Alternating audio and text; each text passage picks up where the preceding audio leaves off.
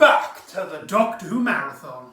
I'm your host McEdam, and today we're going to be talking about The Zygon Who Fell to Earth, written by Paul Marks. This is the 6th release in the 2nd season of the 8th Doctor adventure range, which stars Paul McGann as the 8th Doctor, of course, but also Sheridan Smith as Lucy Bladen Miller, a new companion for the Doctor. And these runs of 8th Doctor adventures was essentially what if Paul McGann was in the new series. Each story was usually a single episode long, 60 minutes, the format of a new series. The stories, the type they would tell, would feel a lot more like what New Who would do. There would be a running storyline building up to the finale. We've talked about all stories in season 1. We've kind of skipped now to the 6th release in the 2nd season. The reasoning being is that this ties into another story which we'll be tackling, which can be seen as a conclusion to the Lucy Miller era, and I wanted to get that as soon as possible. I do plan on listening to more Lucy Miller stories. I really enjoyed the first season. Nothing really much there to state. Now, this story, The Zygon Who Fell to Earth, is a really, really popular one. It's one of those stories which a lot of people who are into Big Finish will tell people who are not into Big Finish, listen to this one, it's a good one. I wouldn't say it's a great opening place. For example, a great reason why it's a great story and why also I don't think it's great for newcomers is that it follows up the Anti-Pat storyline. For those of you who don't know, in the story Horror of Glam Rock, which we've tackled before in this marathon, Lucy Miller goes back to the 1970s with the Doctor, of course, where they meet Lucy's Auntie Pat during that time, and they have an adventure with her, and they accidentally slip up that she's this nobody and all of that. If you want to know my opinions on that story, you can go listen to it, go watch that video and listen to that story, of course. She makes a return here, and she is a lot more entwined with the plot. So she's basically moved up from a side character whose only real part in the plot is her relationship with the companion to being one of the main characters in her own story. Very nice. The actress who plays her, Lindsay Hardwick, fantastic actress. Couldn't praise this actress enough. This is also the first ever story for Big Finish which features the Zygons. As far as I'm aware, as I'm recording this video, there's only ever been 2 Big Finish Zygon stories. Zygon Who Fell to Earth and the Zygon Hunt featuring the 4th Doctor. One of those stories I really, really want to get my hands on because I love myself a 4th and Zygons plot line. So this is actually the first time we're going to be tackling Zygons since their first ever appearance way back in Terror of the Zygons, the kick-off Tom Baker's 2nd season. Now, the Zygons were a very popular race. When Terror of the Zygons was released, they instantly became a fan favourite, and fans were pining for the Zygons to return. And surprisingly enough, especially during the John Nathan Turner era, they never did. And this would be their first time in... BPV has some audio dramas featuring the Zygons. This is their first time they are featured in a Big Finish audio drama, and they wouldn't make their television reappearance until Day of the Doctor, the 50th anniversary. That is just mental, in my opinion. And actually, come to think about it, this story is actually a great companion piece to the Day of the Doctor and its follow-up, the Zygon invasion and the Zygon inversion, because an element in this story, which is a huge part of this story, does actually kind of play a similar role in those stories, where it does feel like a natural progression, and it's always something I've wanted to see from either the Zygons or the Ice Warriors. I guess the Ice Warriors have had this kind of storyline, but it's always something that really interests me. But onto the more important stuff. This is the official Big Finish CD cover, and I must be honest, the cover doesn't do nothing for me. The colours are a bit too bright and basic. I mean, it's some great visual of the Zygon's reflection of its human form that it takes. But really, I don't know. I just find this cover really bland and generic. I'm sorry about my reflection in that. And like always with the Big Finish CD covers, I make my own DVD covers, or at least I stole this one off a DeviantArt, and I only changed the logo to the old TV movie DVD cover to let it fit nicely on my shelf. So there's the cover. I couldn't get a good image. I really should design my own. I think I could have done a lot better myself if I put a little effort into it. Here's the spine if anyone's interested. Very nice. And of course you've got the back, which features the human form of that Zygon. Very strange. So, onto the story. So, the story actually takes place 10 years after from Auntie Pat's point of view. And she seems to be owning a nice restaurant with her husband. What? Lucy didn't mention any husband. In fact, she has no memory of Auntie Pat even mentioning she once had a husband. And the Doctor and Lucy are already there. I can't remember, but I don't think we actually get a scene inside the TARDIS. Oddly enough, they mention at the start of the story how the TARDIS seems to be attracted to Auntie Pat because there's some sort of time anomaly, or maybe it's just a massive coincidence. But this is only the second time we've ever met Auntie Pat. And my first thoughts was, okay, maybe there were just some unseen stories that we haven't seen. But no, Lucy's auntie mentions this is the first time she's met them since 10 years ago, and they haven't aged a day. It's absolutely mental. But the dialogue does kind of feel like there should be more time with these characters. Like Pat doesn't act like these are two people she hasn't met in 10 years. It just seems like people who she meets up regularly, maybe a few times a year, if not just completely regulars. It's very strange in that. Not really like a hindrance on its plot, but it's just very strange.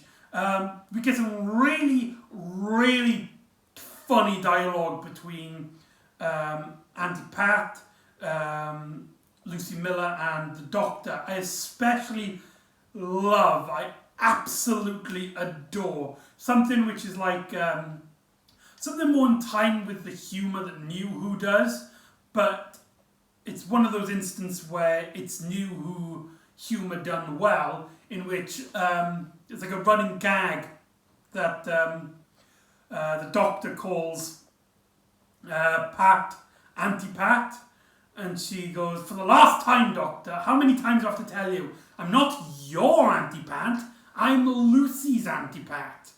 She seems to be much more believing in the idea that Lucy is her niece, and they have some really nice warm dialogue, but the dialogue goes astray as Lucy basically mentions how she doesn't remember any of this mention. It's very strange how she doesn't mention this, which actually kind of upsets Auntie Pat. It's like, what? I don't have a husband in the future? What? That's, thank you for ruining, saying that, like, my romance at the moment is dead already. And whilst this is happening, two people walk into this cafe. Very strange people, very strange. And they basically ask to meet Auntie Pat's husband. I believe his name is Hogarth. So they asked to meet I think his name is Hogarth. And Lucy's auntie is just like, originally is like, no, he doesn't want to meet you. But then he walks into the door and it's like, oh, it's you. No, I want nothing to do with your old record company. I want nothing to do with you and your plans. But they're like, please, your music, it's the plans are succeeded. We've made a remix of this song you used to make. So we learn then that Auntie Pat and this person met up for their love of music, and this guy was actually a popular singer in the 60s, I believe she said. And so he's basically retired of this and doesn't want any idea of what's going on. Now the Doctor and Lucy see this and they get really suspicious of these two men. So Lucy goes to investigate. The Doctor doesn't. He basically proclaims it's on holiday. This is actually a really weak plot point in my opinion. Like the Doctor, if any situation, would have easily investigated with Lucy. He would not let Lucy investigate herself. But the story needs Lucy to go by herself, so the Doctor's like, oh yeah, you go on ahead, I'll just relax for a bit. Very undoctory, that should be a word if it's not. It's very out of character, and yeah, it was a clear setup for the continuing of a story which a lot of people like, but still it's just a very strange aspect of the plot. Like, it's a very contrived element. But anyway, Lucy investigates and she soon discovers that these two people are Zygons. And their dialogue is played up for both like the evil military force hell-bent on getting Hogarth, but also very comical. The Zygons here are a bit of a farce as well. It reminds me a lot of how the Sontarans were treated during the Stephen Moffat era. Like, when they're villains, they are proper villains, but the humour of it is mainly played up. For example, when the Zygons come down to Earth, there's this whole thing. It's like, when I'm in my human form, you must call me by my human name. It's like, oh yeah, sorry, Commander. And there's also a bit where the two Zygons are talking about the feelings of emotions. Human emotions, that's what affect Zygons. And one of them is like, I feel like I might actually be suffering from these human emotions because and he gets interrupted, basically implying that he has a romance for his leader. That's pretty funny. But yeah, it's the Zygons here are not the scary, horrifying, Hammer horror-inspired creatures that we have seen in Terror of the Zygons. These are much different Zygons, and it is kind of a bummer how the Zygons, the bad ones anyway, aren't as taken as seriously as they were. I mean, that I think was one of the powerful factors, how serious and how threatening these original Zygons were. And it's something that actually still attains to the new series, in which the Zygons are taken a lot more seriously than here.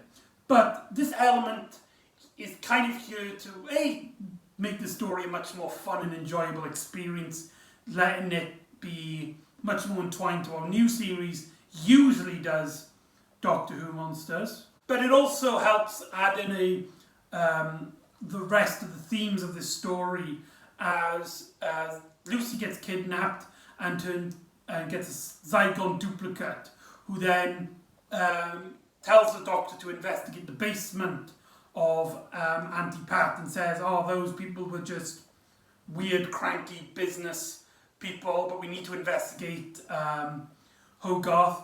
And they go downstairs and the Doctor sees a human, actually Hogarth, wired up to a Zygon's like blueprint machine, the thing that they scan for their prints, to get their prints of the human's appearance.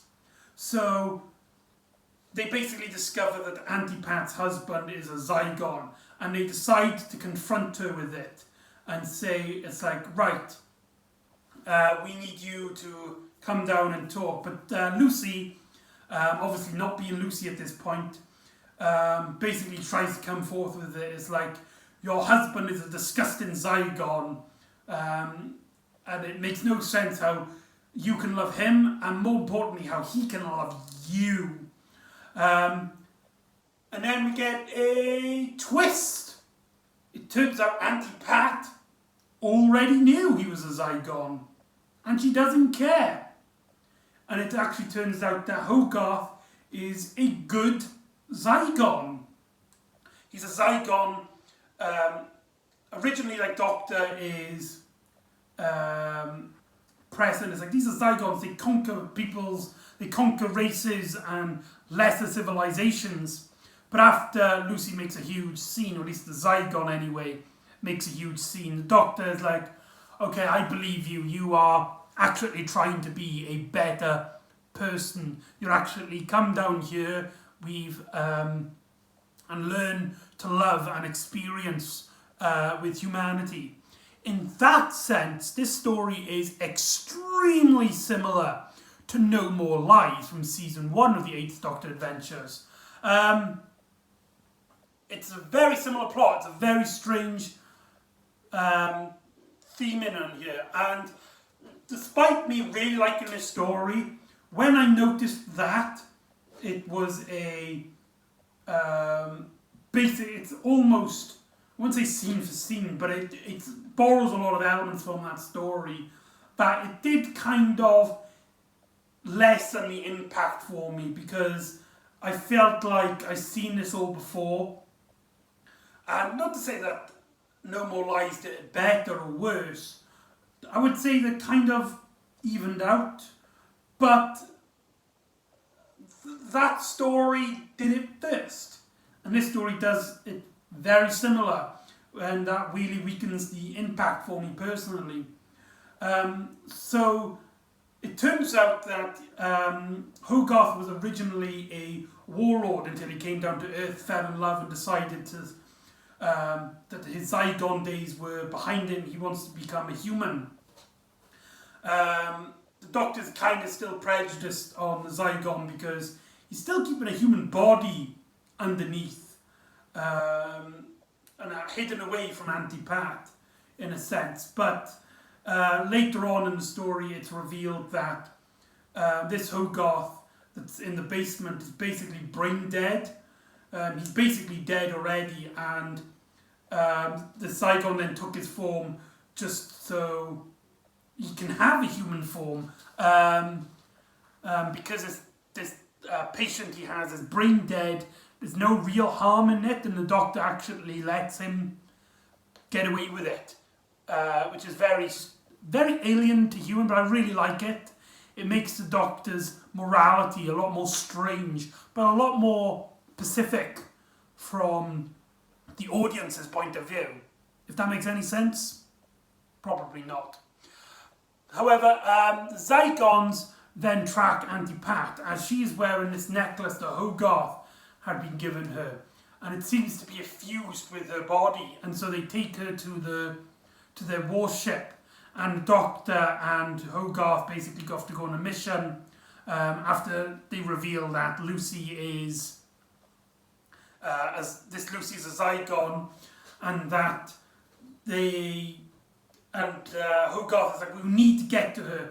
She has the device on her. I know it's incredibly stupid. I thought I could keep her there for safekeeping. I didn't realise I would have put her in such great danger. But this thing on her body cannot be defused. If they try, there's only one way they can get it off her. This device seems to be powering like a nuclear generator. The only way they can take it off her is by killing her. And we see then Lucy and Pat get some interactions as they talk about like their Zygons captives, and how this is like a normal thing for Lucy, and that all of this strange, bizarre going on. And the Zygons then separate Lucy and Pat. What happens next is a massive bloody spoiler. This is like one of those things which, if we just get it spoiled for you, it could ruin the story for you. It's one of these elements which is one of those emotional, messed up moments which a lot of people like this story. The Zygons rip the necklace. They kill Auntie Pat. And Auntie, mind you, that Lucy remembers growing up. Times have changed. And the Doctor and Hogarth go in, and Hogarth actually sees Auntie Pat's body and is horrified by this. And he basically is like, Doctor, I don't care anymore. I must go to my brethren, to my Zygons. And you originally think, oh God, he's betrayed them. He's going back to his Zygon heritage.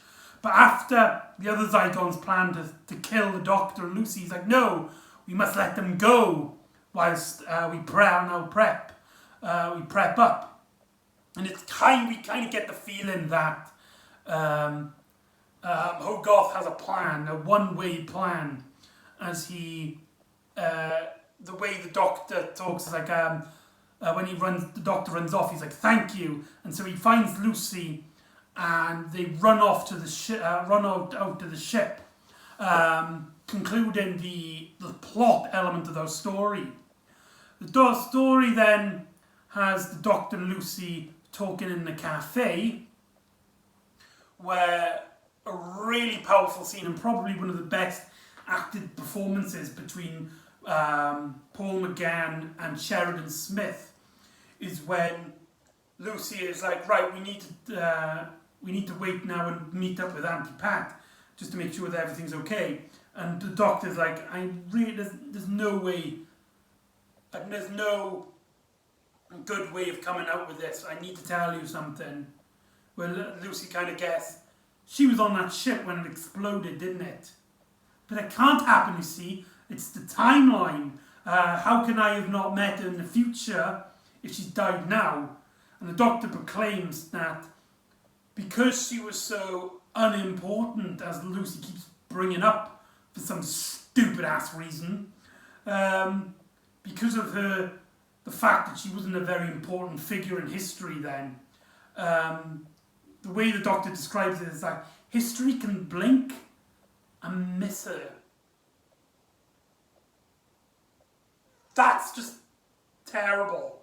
That's cleanly said that, and Lucy is like, she doesn't know how to handle this emotionally, and she's like, okay, but Doctor, can we stay here just one more night, just to make sure that she is, if she doesn't come back, maybe there's a chance that she can come back. And so she goes upstairs as the Doctor goes out and portrays and talks poetry to himself.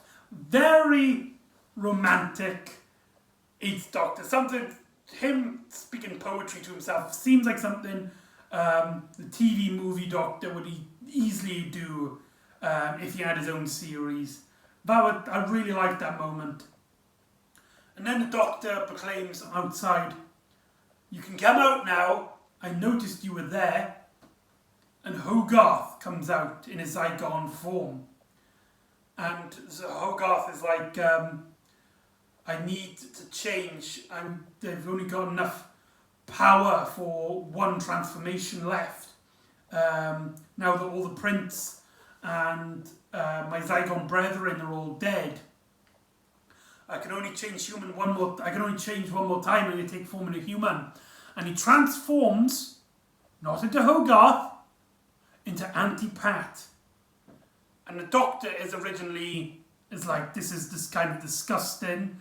But Hogarth, now taking the form of Auntie Pat, basically proclaims, because she's dead, he wants to like honour her legacy by pretending to be her and keeping her memory alive. And essentially starts acting as if he is now Auntie Pat. The implication is that the Auntie Pat that Lucy knows from the future, the one who proclaims is a nobody, is actually the Zygon. What? What? That's just absolutely mental. And the story ends with the Doctor and the now Zygon Auntie Pat heading back into the cafe to get ready to reunite with Lucy and be like, "Oh look, she's alive." And the Doctor actually keeps the light going because he acts like he's respecting the wishes of this Zygon. I personally like to believe he knows about the web of time, and he's like, right, like he knew that when Auntie Pat died, that she must be the Zygon. He must knew that this was going to happen. That's my implication anyway. He's not happy about it. He clearly voices his disdain for this, but he goes along with it and keeps the secret. A massive secret towards one of his greatest friends, or at least one of his best friends. That's just messed up. And will probably play a bigger part in the next story that we'll be tackling with. For you see, this is actually the second story in a trilogy, or what is known as the Auntie Pat trilogy, dealing with Auntie Pat. The next story we'll be talking about is actually the conclusion to the Auntie Pat trilogy. So there you go. That's the Zygon who fell to Earth. Overall, I can see why a lot of people like this. It's very funny, it's very light-hearted, but still has a lot of emotional grip and a lot of tense moments and a lot of dramatic moments. And it surprisingly balances the comical moments and the really dark moments very well in a way that makes the story feel a lot more natural than I think a lesser writer would have. But I don't know, I don't think it fitted. I don't think I enjoyed it as much as most people. Maybe it's because I noticed the similarities between No More Lies, a story that deals with a very similar plot. Maybe, I don't know, maybe it just didn't click with me. I mean, I did really enjoy it, it did click with me, just not enough as, say, other people who consider this one of their favourite 8th Doctor adventures. But, that's just my personal opinion. So there you go, that's the Zygon who fell to Earth. So join me next time where we will conclude the Auntie Pat trilogy as the Doctor and Lucy will be saying goodbye. So join me next time for Death in Blackpool. And I'll see you next time on the Doctor Who Marathon. Ta-da!